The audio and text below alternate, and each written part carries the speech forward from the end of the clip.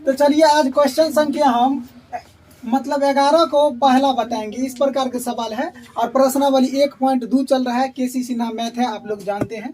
तो क्योंकि इसमें सबसे पहला क्वेश्चन संख्या 11 को फर्स्ट कुछ इस प्रकार है, जो जांच करे कि क्या n बिलोंग्स n के लिए n पर 15 पर पावर n का इकाई का अंक शून्य हो सकता है। मतलब इस क्वेश्चन में बोल रहा है, जो जांच करके हमको दिखाना है ये कितना है, n बिलोंग्स, इसको क्या पढ़ेंगे, बिलोंग्स। n जो है नेचुरल नंबर का डिनोट करता है। तो ये बोल रहा है कि n बिलोंग्स n एक नेचुरल नंबर के लिए है, तो 15 पर पावर n का इकाई का अंक शून्य हो सकता है। मतलब अगर इकाई का अंक अगर देखेंगे तो शून्य हो सकता है। जैसे अगर मान लो ये 15 है, तो इस प्रकार हम बनाएंगे, जिस प्रकार जैसे 15 है और 15 पर पावर अगर हम 2 दे देंगे, n के जगह पर अगर हम 2 दे दिए नेचुरल संख्या। अब यहाँ 15 अगुने में कितना होगा 15, तो 15 15 कितना होगा 2 से 25। तो 2 से 25 देखो आगे में इकाई का अंक 0 है। इकाई का अंक मतलब समझते हैं ना, ये सबसे लास्ट वाले ये, तो इकाई का अंक 0 नहीं है। तो क्वेश्चन में कुछ इस प्रकार है, जो जांच करे कि क्या n बिलोंग्स n के लिए 15 पर पावर n का इकाई का अंक शून्य हो सकता है। मतलब उसको इकाई अंक करेंगे तो वो शून्य हो सकता है, ये बोल रहा है। तो हम जानते हैं कि यहाँ पर अभी हम 15 का स्क्वायर किए हैं, तो इकाई का अंक शून्य नहीं हुआ है। तो हम यहाँ पर लिखेंगे इस प्रकार, यहाँ पर जो 15 पर पावर कितना है n, 15 पर पावर n, तो 15 का गुणज पहले करना है। 15 गुणज तो लिखेंगे 3 गुने में 5, इस पर पावर n है। तो अगर हम 15 को इसको गुना किए, 15 का अगर हम गुणनखंड कर दिए, 5 दिया कितना होगा 15, इस पर पावर n हो गया। हम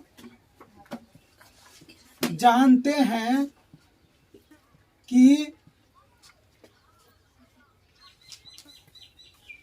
इकाई अंक शून्य तब होगा जब 2 और 5 का गुणज होगा। हम यहाँ पर इतना इस प्रकार लिखना है, हम जानते हैं कि इकाई का अंक शून्य कब होगा, जब तब 15 का मतलब स्क्वायर 2, 15 को अगर बात 2 गुने में कितना होगा 5, तो इस दोनों को अगर हम गुना करेंगे तो 5 दूना कितना होगा 10। तो इकाई का अंक देखो 5 दूना 10 का इकाई का अंक 0 हो गया न। तो यहाँ पर इसको गुणज में और 15 पर पावर n का गुणज कितना आया है, 3 और 5 है, 3 और 5 है। क्योंकि यहाँ पर 2 रहता तो क्या होगा, इकाई का अंक 0 हो जाता, लेकिन यहाँ पर 2 नहीं है, यहाँ पर 3 है। तो अतः हम मानेंगे, अतः हम कह सकते हैं कि 15 पर पावर n इकाई अंक शून्य नहीं होगा। हम यह जानते हैं क्योंकि इसको अगर 15 का अगर गुणज किए हैं तो 5 तिया 15, और शून्य लाने के लिए कितना होगा, अगर 2 के अगर 5 से मल्टीप्लाई करेंगे तब न शून्य आएगा।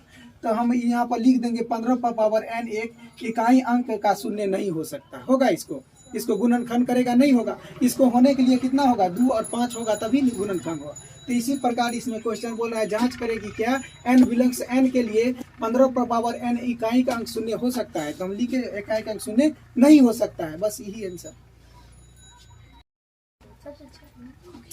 चलिए तो क्वेश्चन संख्या हम 11 के सेकंड पर चलते हैं। सेकंड कुछ इस पर बोला, जांच करे कि क्या किसी प्राकृतिक संख्या n के लिए 24 पर पावर n का इकाई का अंक क्या होगा, 5 हो सकता है। मतलब अगर हम 24 को अगर गुणनखंड करेंगे तो अगर इकाई की जगह पर 5 हो सकता है, यही बोल रहा है बताने के लिए। तो अगर हम एक देखो, अगर यहाँ देखो बाबू, अगर 24 को अगर गुणज करेगा 24 को, तो एक 24 के गुणज अगर हम यहाँ पर कर लेते हैं तो 2 से लगाएंगे 12, फिर 2 से लगाएंगे कितना होगा 6, फिर 2 से लगाएंगे 3, इतना ही ना होगा।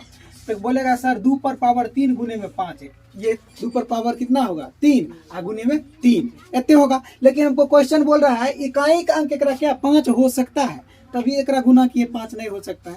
तो यहाँ पर हम लिखेंगे क्या लिखेंगे, ये 24 और पावर n 24 का गुणज अगर बात करेगा तो 2 पर क्यों गुने में 3 इतना ही नहीं, अरे 2 दूना 4, 4 दूना 8, 8 लिखे 24 पूर गया, वहां पर यहाँ पर 3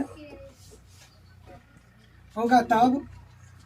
तब हम क्या करेंगे, हम जानते हैं अगर 5 को आनने के लिए हम क्या करेंगे, 5 को अगर गुणज में आनेंगे तब न, तो हम यहाँ पर लिखेंगे कि अगर 24 अगर इसको गुणज 24 का गुणज कितना होगा, 2 पर पावर 3 और 3 होगा तो तब हम कह सकते हैं कि 5 का अगर यहाँ 5 का गुणज होता तब इकाई अंक 5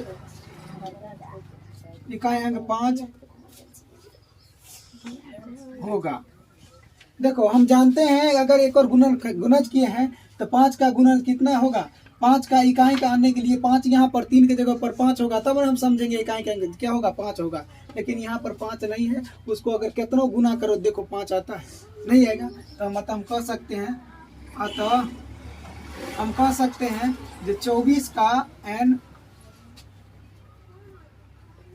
5 इकाई अंक नहीं होगा। अच्छा हो गया।